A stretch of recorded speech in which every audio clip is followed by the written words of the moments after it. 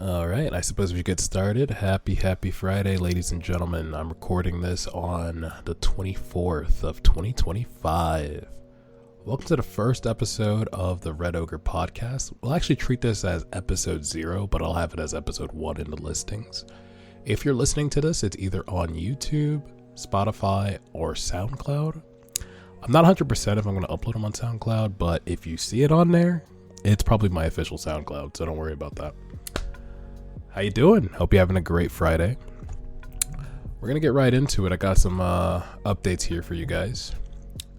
I have no set plan on how we're going to do these, or if they're going to be week to week or bi-monthly. Bi-monthly might be fine. One of these once a month, just like if I'm not streaming, give you an update on where my head's at. No distractions, just Plex. An excuse to talk and just get some of the stuff that I couldn't get out of my mouth on stream or on TikTok or in the Discord. I swear to God, I can't stop talking. This is a long time coming. Big ups to the Red Ogre Discord. We have just hit 94 members. Shouts out. So if you're listening to this and you're not in the Discord, if you're a little shy guy, or if you only follow me on Twitter or on Discord, Twitch exclusively, the Discord exists and we're not weird or anything like that. I mean, we are, but it's literally just people's highlights and stuff from League and a way where you can LFG, look for some other people to get some games in. Aside from that, we've actually just hit 1,139 followers. We are 61 away from our $1,200 follower goal. It is crazy to see that many people follow me on Twitch. It is insane because I used to use the analogy of, oh, there's only 30 people following me. 30 people in a classroom is a lot of people. You know what I mean? Then it got to 200 and it's like 200 people in a classroom is like, that's fucking pandemic level. You know what I mean? Now we wouldn't fit in a classroom. The amount of us that actually follow me, fuck with me, frequent with me, it's not enough to fill up crap. We would need to be in a gymnasium. So we're just going to try to maintain and keep playing games that we enjoy, talking about stuff, complaining. We do spend a lot of time doing that. And don't expect me to be super cordial on these. It's just because it's the first episode. I'm a little nervous and I don't have a co-host with me. So it's just me and my thoughts. Oh my God, it's going to sound schizophrenic after about 10 minutes. So just imagine as I go on, I'm going to loosen up and then it's going to sound just like stream. On stream, I swear every morning I sound a little tired, a little groggy, and then I just pick up and I'm like a motor. But big shouts out to everybody who frequents the Discord. Shouts out to the Twitch followers. Shout out to the subscribers too. We hit our goal for the month, so I'm very happy. TikTok, we have 129 followers. A lot of you might not know I'm on there, and I upload pretty frequently. At least 3 times a week, there'll be an upload on TikTok. As well, we have the YouTube. We have 391 subscribers on there. If you don't know I have a YouTube, I have a YouTube. And right now, if you haven't seen the Vampire the Masquerade playthrough, those videos are getting uploaded twice a week from the VODs. The way we do things here, we don't have an exclusive VOD channel just because it's just so much data to deal with. I stream for 5 to 6 hours sometimes at a time, and they can be literally like 15 to 20 gig files that just on a VOD channel. It's feasible. Let me know if that's what you want, if that's what you prefer. But the VODs are always going to be on Twitch that same week. It usually takes it about 2 to 3 weeks for those VODs to delete. So give it some time. Like if you haven't catched it live, I'm better live. I'm gonna be honest. I'm way better live because I can read your comments. I can react to your redeems and whatnot. You know what I mean? It's so much better live. But if you can't, the VODs are up there. And they're also gonna be on the YouTube. So if you're not following me on YouTube, go ahead and do that. So you don't miss a thing. You don't miss a beat. Because one thing we like to do, we have a lot of inside jokes that other people won't get if you don't come to the stream. If you don't understand any of the Dende references, you're not a Dragon Ball fan, we can get you up to date. Just come to the streams. But big ups to everybody that has been frequenting the videos, liking the videos, reposting, sharing with your friends and family. Gets my beautiful red face out there. Alrighty. If you don't know, your boy, Meowsa, Caliph, Railgun, Neru, Destroyer, you might know him as Brett, we were all invited to participate in the XCOM 2025 Winter Tournament. Big ups to everybody on Team Ogre. We did really good this year in comparison to last year. It was 22 teams. It was stacked this time. The turnout was almost double what it was last year, and we stood out. We did good. We started off with the first day winning 4 out of the, I believe it was 6 games. I believe it was 4 out of 6. Correct me if I'm wrong if you know. But I believe it was 6 games. We played the first game and we won 4 of them. The second day was a little bit rougher. We tuned up into some other teams, and I feel like we won 2 out of the 6 we played the second day. But out of the 22, we placed 10th, and I am just so proud of how everybody just handled their own. We had some stuff come up where some people couldn't make it that day, and Meowsa, big shout out. I said it a ton on stream, but big shouts out to you. Just coming in last second without being able to scrim with us for that week or the week before, and just being able to tune up and play with a support that you don't really have the highest energy with. Big shouts out. I think we had good sportsmanship as well. We were super chill. And even though we had a lot of nerves on that day, it was fun. And ultimately, that's what it's all about. I come from like a long history of sports and just like sportsmanship.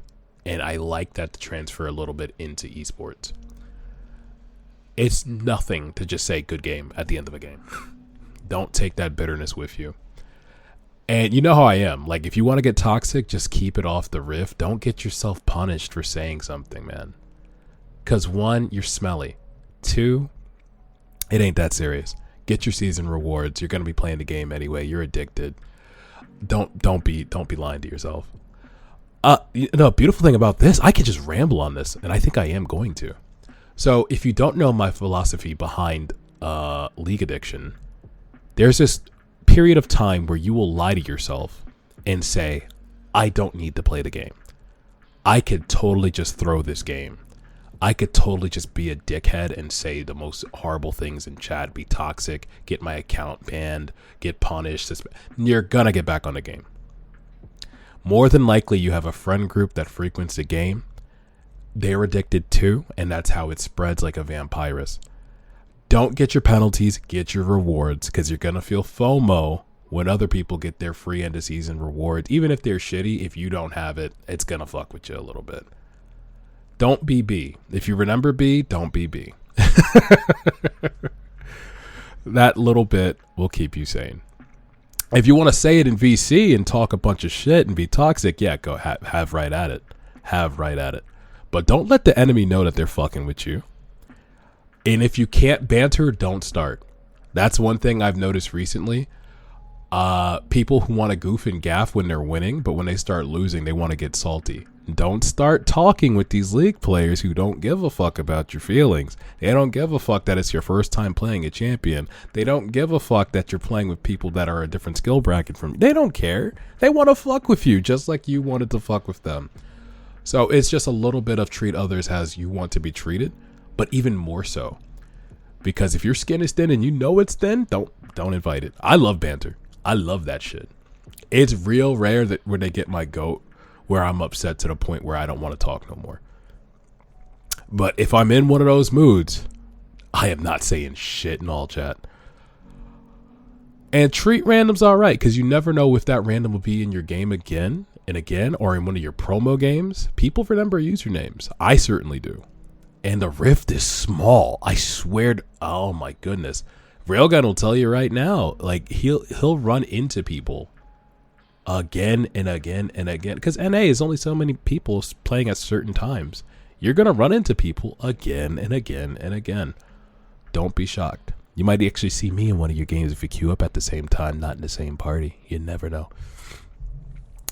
Speaking of League, we're going to stay on this topic, and I'm just going to talk about this current season, because the XCOM tournament that Thursday or that Friday was the patch for 15. We should treat it as 2025 now. That's what we're calling it. It's season 2025. Actually, it's year 2025, season 1. That's the way we have to put it now. That's the way they're cataloging it. So the patch we're currently on is 15.2 as the time of me recording this, and I hate it. They've made adjustments to First Blood to go towards feats. It's just I think it's 3 kills now instead of just First Blood immediately applying. I hate it. It's so snowbally. The boots are significant. I really don't like Otacon's timers. I don't like the map adjustment, and maybe that's just because I'm an old fuddy-duddy and I don't like change, but I just feel like it's a little bit more penalizing to play with a party of people who are not aware map-wise, you know what I mean? So if we go right back to season 14, if your mid laner doesn't come to river for mites or grubs, it sucks. You lose grubs. But if now, at this point, if you don't have objective control, you throw your lead away if you had it. You throw your chance at getting back in the game away if you even had a chance. It's that much more significant. I'm just going to talk candidly. If your mid laner does not move, if your top laner does not know how to rotate, your jungler is fucked. This is a season where if I am a jungler, I am a lot more mad than I would be last season. The couple of games I played jungle this season have really painted the picture that laner accountability is a must. So if you play real solo carry junglers, I really feel for you this season because the focus is objective, get feet, and then snowball on repeat. It's not a matter of absolutes because we have won a couple games where we don't get the feats of strength, but it's really seldom. And in those games, it's because players are really making mistakes on the enemy team. And I'm really feeling more this season. It's not a matter of if you're playing well, it's if they are playing bad, more so than anything, especially when it comes to feats of strength. I'm gonna do a little update for you guys. I think we'll have this segment every episode where we just look at current states of lanes that I care about. So if you play ADC, I might brush over it a little bit, but honestly, I don't care. I care about top lane, and that's kind of my focus. For this episode, just because I feel like being nice, we're going to go over everything in our region for 15.1 and 15.2 to see if the changes made any difference. So, as 15.1 is concluded, I'm going to go back to that patch. I'm probably going to have a visual indicator for the YouTube version of this podcast. For Spotify, I'll see if I can upload a video. If not, I'll try to read the data out for you. So for 15.1 for top lane, it looks like we're finishing with the most matches being played under Darius. Darius has a 9.0 pick rate for this patch. And I think a lot of that is due to that cinematic for the 2025 season. You know, the one where they have sexy Darius going against Trundle, and Trundle should have won that fight, but Darius, clapped his cheeks. As a result, his pick rate has almost skyrocketed, because if I go back to 14.4, Darius has a 7.3 pick rate, which is still pretty significant, but for it to jump up straight to a 9.0 pick rate is insane. And if we go back even further, if we go back to 14.3, he has a 6.9 pick rate. So you got to think, due to the exposure that we've had for this champion, his popularity has kind of skyrocketed a little bit. So if we go to 15.2, which we haven't gone over yet, his win rate has balanced out a little bit. It's gone back down to 7.7. The interesting thing here is his win rate has plummeted, truly plummeted. So where he's in 15.1 with a 49% win rate, we could just round up to 50. Next patch, he literally is at a 44.18% win rate. And it looks like he's having a hard time into Kench, Jax, Teemo, Kaiser, and Illaoi. No surprise there. I'm not going to get on an Illaoi rant right now. Other significant things to notice about 15.1. Garen has he has the second highest pick rate. And let's look at the top 5. So it's going to be Darius, Garen, Mordekaiser, Aatrox, and Set as our top 5 picks for 15.1. Now, what do those characters have in common? I'll let you go ahead and figure that out. Now, the ban rates. Interestingly enough, Tahm Kench is at the top of the ban rates, with a 25% ban rate in Platinum. Mind you, I'm going to reiterate, we're looking at 15.1 for Plat, not Plat Plus. Those are different stats. I'm looking at Platinum period for North America. Tahm Kench has a 25% ban rate, holding a 51% win rate.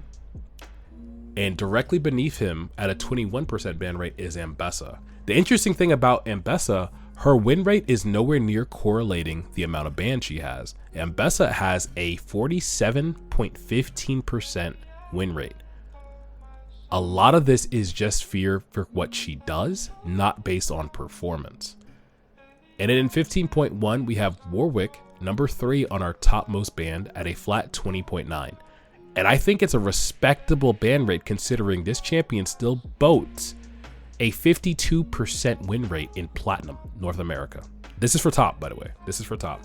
And I also want to reiterate, when I look at stats, I look at weighted games. Meaning, Tahm Kench, 3,700 games. Ambessa, 4,800 games. Warwick, 3,200 games. These are all weighted stats. Number 4 for most banned top lane, North America, and Platinum is Wukong. Now, Wukong only sports 1,700 games, so he's really towing the line. I would not say this is a weighted metric, but it is a metric to take into account. I just don't think it's enough matches to reflect what he's able to do, and I think he's very counterpick based. You know what I mean? One I would say is definitely weighted is our number 5, which would be Aurelia. She sports a 51% win rate. U.GG has given her a S+ rating. Her ban rate is 17%, but here's the kicker. She has 5,384 matches, putting her at the most matches of our top 5 band. Significant, significant, significant. So I want to reiterate the top most band for top lane right now. Tahm Kench, Ambessa, Warwick, Wukong, and Aurelia.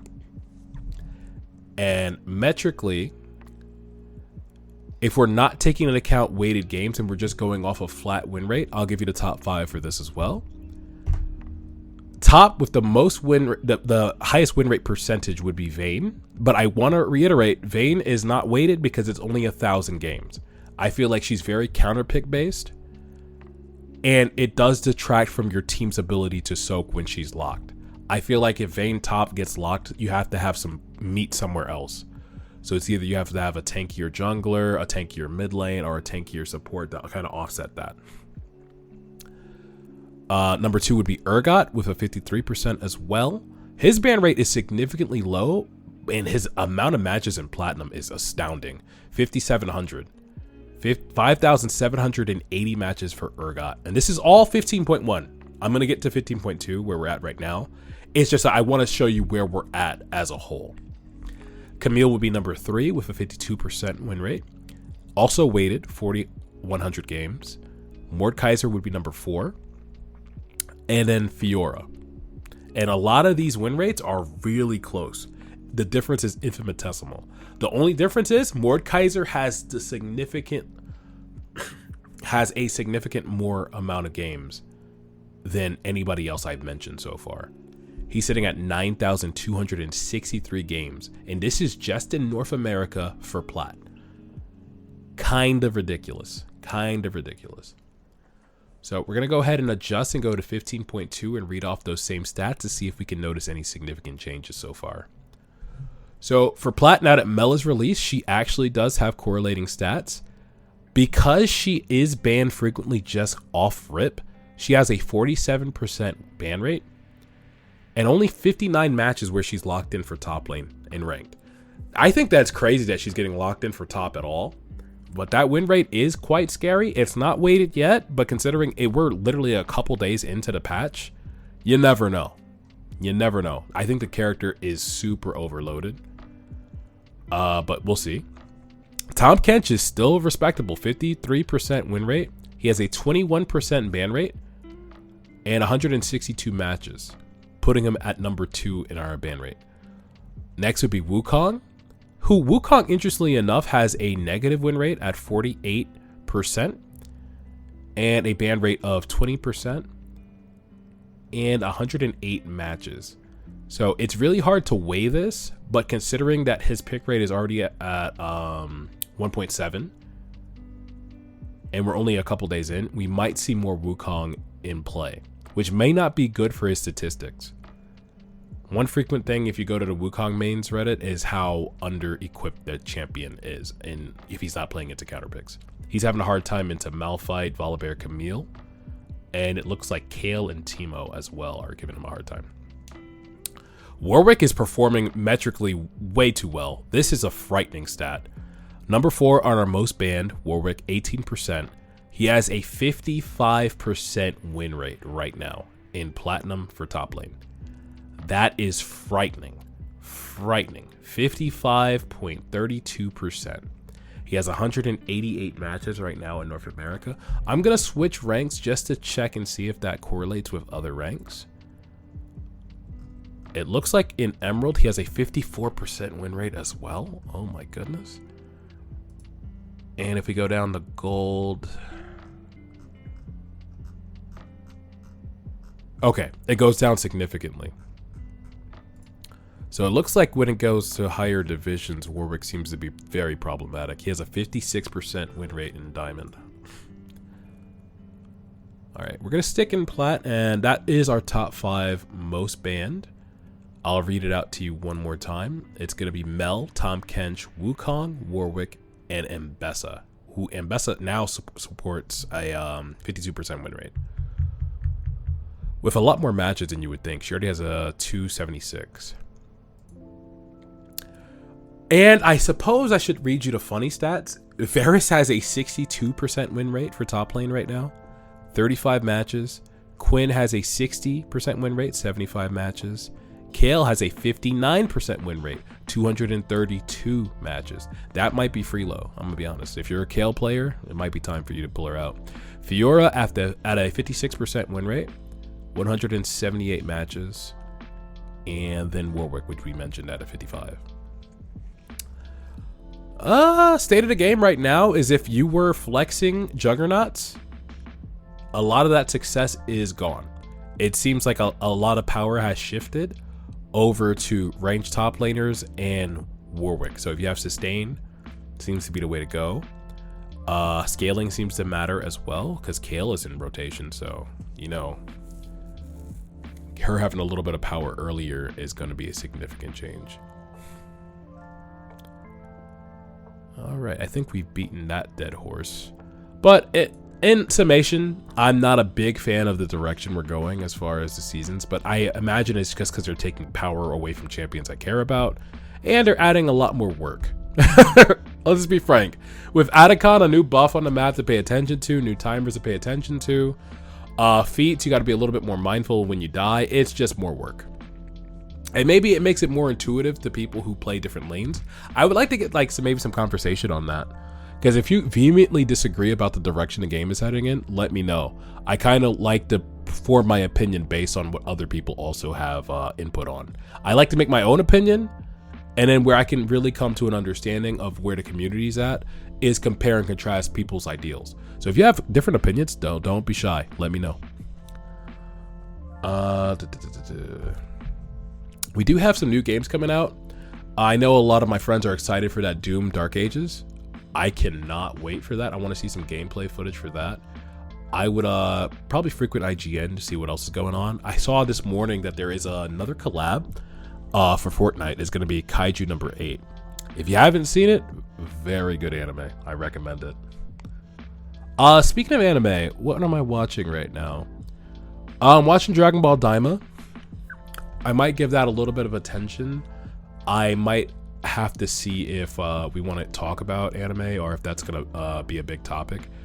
Right now, since this is episode 1, and I feel like I've rambled for a little bit already, and I'm noticing I'm starting to get a little congested, we're probably going to wrap up here.